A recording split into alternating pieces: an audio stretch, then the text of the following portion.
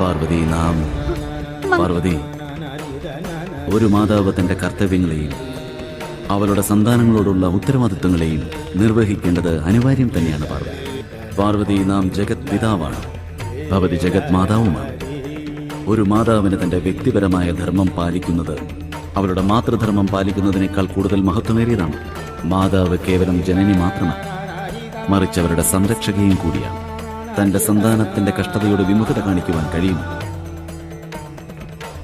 എന്നാൽ ദാനവർക്കൊരു വരദാനം പ്രാപ്തമായിട്ടുണ്ട്. അവരുടെ സംഹാരം ആദിശക്തിയാൽ മാത്രമേ സംഭവ്യമാവുകയുള്ളൂ.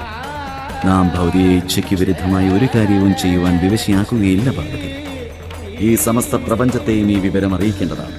അവരുടെ മാതാവ് അവരെ സംരക്ഷിക്കുവാനായി വരുമെന്ന ഭ്രമത്തിൽ നമുക്ക് പൂർണ്ണ വിശ്വാസമുണ്ടായിരുന്നു. ഒരു മാതാവ് സ്വന്തം ഉത്തരവാദിത്വങ്ങളെ ഒരിക്കലും പരിത്യജിക്കുന്നില്ല.